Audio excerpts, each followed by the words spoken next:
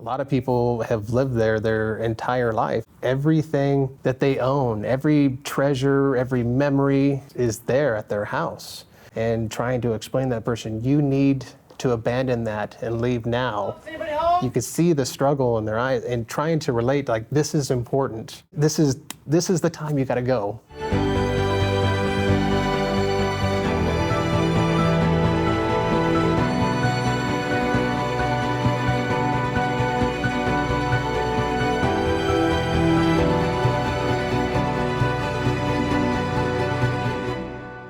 My name is Mike Brown.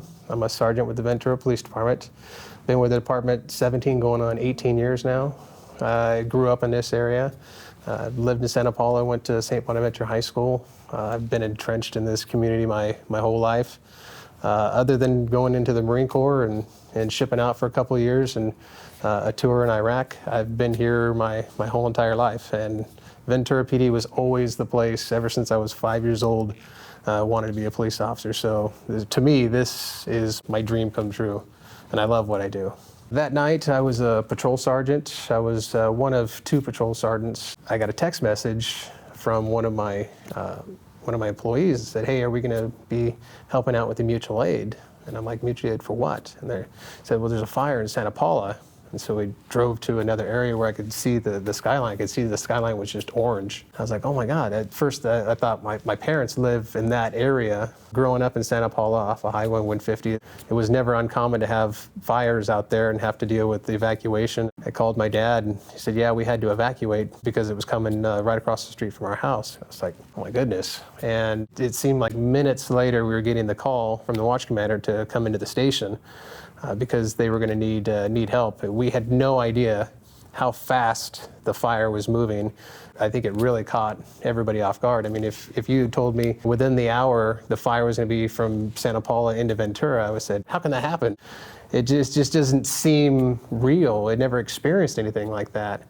Before we knew it, I was walking into the watch commander's office.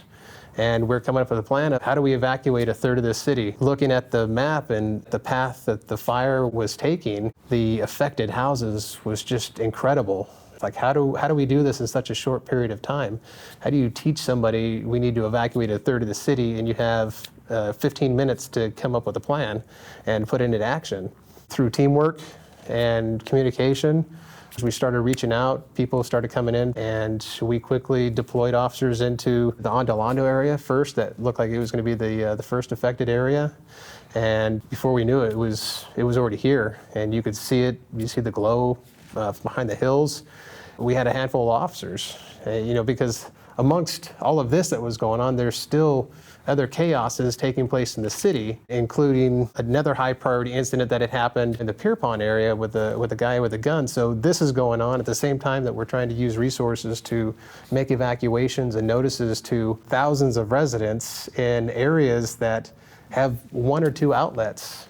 I mean, there's a lot of neighborhoods up there in the hills in the Ondolando area, and Foothill Road is the only point of egress, especially when the wind is blowing. I remember driving at Day Road in Foothill, and the fire was blowing across Foothill Road, and there was still a section of houses that we had to get to over by Seton Hall that have very deep driveways. And as the fire's blowing across my police vehicle as we're driving on Foothill, I wasn't thinking, sure, my vehicle could burn up or the embers could get stuck, in the radiator and catch fire. I was just thinking we need to get over here before the fire gets there. You're asking all these people to leave, and now you have the whole logistics problem of how do you get them out of there now? That's kind of where the traffic background came into play, and realizing that this is going to be an issue of trying to funnel people out down Victoria and Kimball, and then trying to get the resources in position to be able to keep people moving. In addition to all the people that are hearing about this and rushing to help loved ones and everything else. In addition to that, it just kept traveling so fast, and now we are faced with the houses above Ventura High School and then the Ventura Avenue area where the fire was headed right towards. So now we have a much bigger problem that we originally thought was going to be isolated to one area. Meanwhile, the partner that I was talking to had to go to Santa Paula to help at the command post to send resources and get intel on where things were going so that we knew where to position ourselves. And we had a handful of guys and myself and another partner coordinating these evacuations. And had it not been for, all of the officers doing the excellent job that they did, there's no way we could have evacuated a third of the city in under 2 hours. And my hats are off to them. My hats are off to the firemen and the other paramedics and other first responders, the sheriff's department, deputies and stuff that came to assist. It was very helpful to see all of this help coming in such a short period of time, because we didn't have enough bodies. We didn't have enough personnel to do such a large-scale evacuation in such a short period of time. It was truly amazing to see the teamwork and just everyone come together when it's time to help. I understand the dangers, but I can understand where people, those are their lives. A lot of people have lived there their entire life, and everything that they own, every treasure, every memory is there at their house. And trying to explain to that person, you need to abandon that and leave now, that you could see the struggle in their eyes, and trying to relate, like, this is important, the struggle to quickly have that conversation with somebody when you have just moments to, because there's hundreds of other people that you have to go contact into the same thing, and to have those conversations, you just want to tell the person, like, look, this is the time you got to go. It was really difficult, and I always put myself in that position, like, what would I do if someone was telling me to leave? I would have a hard time myself. Like, I think I'll be okay, I can make do, but I don't think they realized the magnitude and just how overwhelming the fire was. It was just one of those difficult things that you never ever have to want to do, to tell somebody, I'm telling you, you have to leave. And if they don't want to, I can't physically pick you up and throw you over my shoulder and take you away, which is what I want to do, because I want to explain that to you, but you just don't understand. And to have to walk away from that and just know that I did what I could, that's an extremely difficult thing for me personally. Like, I know that it's in their best interest not to stay there, but some people, they just didn't want to either accept the fact, or they thought that it'd be okay. And we deal with this problem every day, with people that, either have mental illness and they don't want to take their medication, or people that have dependency problems with drugs or alcohol, and you can't do this, you're going to end up, dying or hurting somebody else. But this was completely different, because it was a catastrophic event, and trying to explain to that person, this is dangerous, you need to remove yourself from it, we are here to help you, and then them not wanting that help. It's very, very difficult internally to deal with the people that need the help and don't want it. Thankfully, nobody got hurt, and that's what I'm truly, truly glad. You have a lot of people that are sheltered within their homes to begin with, and don't come out very often to have people deliver food. You have the people that just stay sheltered in their homes or immobile, and they have caretakers where they can still take care of themselves, but people have to come help. So now you have those people, and trying to identify which houses those may be, and just when we get an area evacuated, and if you don't get any answer at the door, that's a hard decision to make, especially when you're limited on time. Is anybody home? Did they already leave? And just trying to make that judgment call.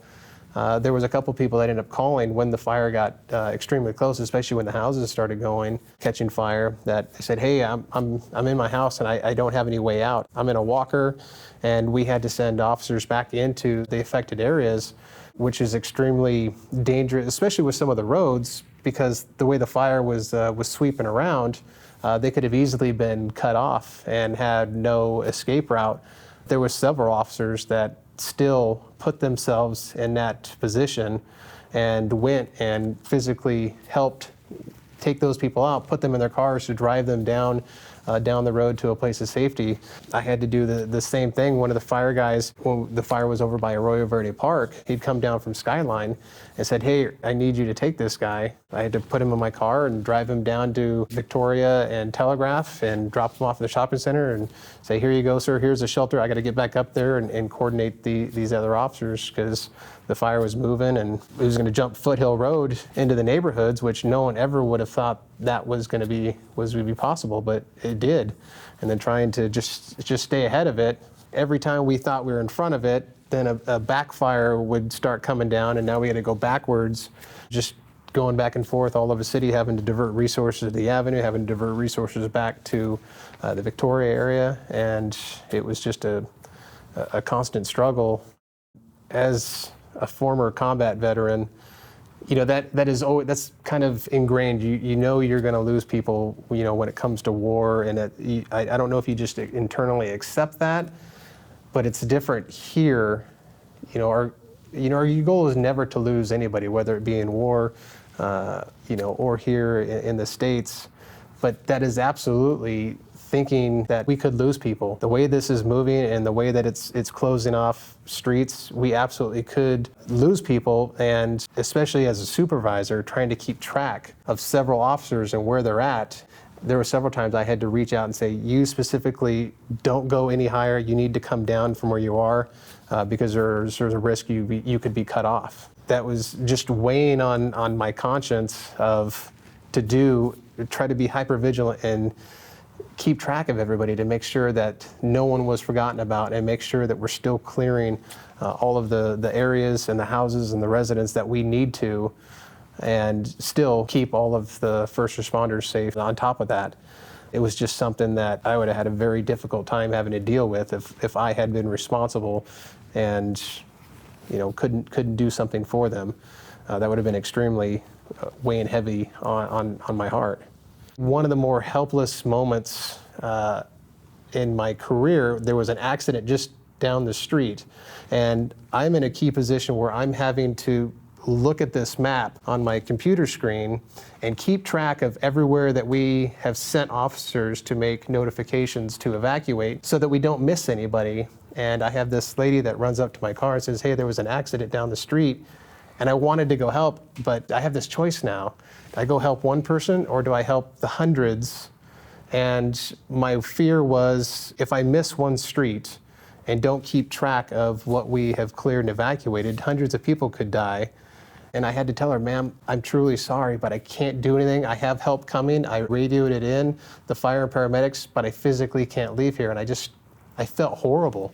Like, I just felt like I couldn't help that lady, and it really tore me up inside. But I had to think of the bigger picture. The following days with the flare-ups and still the winds, and I was victim of it myself too, thinking like, okay, it's already burned through, things are done. But that was absolutely not the case. And in addition to the flare-ups and stuff around the city where houses were still starting to, or may have been smoldering the whole time, and then it started to catch fire. And then as soon as a house would go up, it would quickly just start spreading. And it was just, I had never seen fire like that before. And then found myself assisting the sheriff's department with the other operations as it continued through the county, and helping with evacuations in Ojai and the other, Matilaha area and things like that down at the command post at the fairgrounds and all the operations. And then the fire started to shift and go back towards Fillmore. And so dealing with trying to coordinate evacuations for the Ojai Valley and for Fillmore at the same time as this fire split off and started going two different directions as the fire was actually tracking back into the wind towards Fillmore. So just the scale of the whole operation was just incredible. I don't remember when exactly I had a day off. It just seemed like the week just blended into itself, but we had a job to do. I mean, that's what we sign up as police officers. We understand that the need of the public comes first, and that's what we're here to do, is help to serve and protect. And this was an event that was much bigger than ourselves. And I absolutely volunteered any time that I had. My house itself was actually in an area that was in the mandatory evacuation area. So then I found myself in the position of, do I leave? And at the little bit of time that I was sleeping, I could hear my officers, driving around with the announcements like, this is a mandatory evacuation area. And now I'm on the flip side of, do I leave and do I stay? And it was the irony behind it, to be on, it was weird, to find myself in that position now. And do I listen to my own advice? I went back to work, and that was a difficult decision because I'm worried about my family at the same time, but just like any SWAT briefing, I sit them down, I go, this is the game plan, this is what we're going to do. We have our phones, you guys get everything ready to go, be ready to go at a moment's notice. And, if it happens, I don't want you thinking about the sentimental value of the stuff. I want your safety is paramount to me. And just kept, in communication with them throughout the day with phone or text and what to do if all of a sudden there is no cell service and so forth. So they had a game plan, everything was staged, ready to go. But that was in the back of my mind, absolutely, being here at work, still trying to help the city and all of its chaos, and then the safety of my family. That now I have two families because of my in-laws' house burn up, and having them with us now, and they're not in the best health. So trying to coordinate all of that, it was extremely difficult. And there were several officers that I either saw body-worn camera footage or saw or visualized from their stories of them walking through like walkways while houses are burning to help people walk out of their house, or even things that were important to other people like animals or plants. Some people are fixated on certain things. Whatever's important to them, they want to take that and they don't want to lose it, and naturally so. I totally understand. And the officers that helped them, it was incredible to me, and it made me feel great as a police officer that there's other people amongst others that are going into the problem while everybody's running away from it. I had a gentleman come up and give me a story. He had lost his house. The only thing that he had left that belonged to him or anything was some plants in his backyard. He thought that they would make it through. So he was almost in tears as he was talking and telling me his story. I told him I'd take him up there. So I loaded him into the police car, and we went up to his house. And we walked into the back, and sure enough, his plants had made it. Plastic containers out on the tables in the backyard. The house was just gone down to the slab. The chimney was still there, but there were these plants, and he just broke down crying. So we loaded him up into the police car. I could only fit so many in the car, and then took him back down the foothill and loaded him up into his personal vehicle, almost in tears the whole time. And that's the only thing he had left. It was pretty emotional. Nice to help him out. The fire department, they have their role in as far as evacuation and identifying, especially in the aftermath with the rains and everything else. But when the fire is going on, they have the fire to deal with.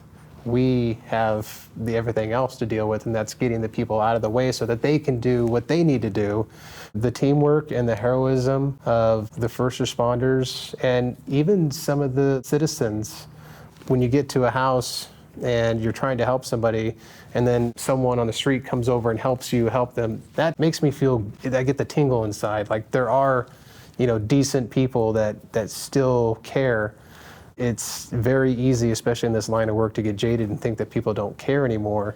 And in those moments when there's catastrophic events happening, to watch people come together for the common good of everyone else it was just very soothing, and it made me feel good to be a part of that and to be a part of this community. Seeing the signs, thank you first responders, thank you for doing what you do, it was really refreshing. My hat's off to every single person that put themselves in harm's way for the betterment of somebody else. I thank you. Your sense of duty, you check in and you get it done. You get things handled, and you get your officers to help, and as a team, you just arise and overcome and do what we can for the safety of others. It's awesome to be part of that.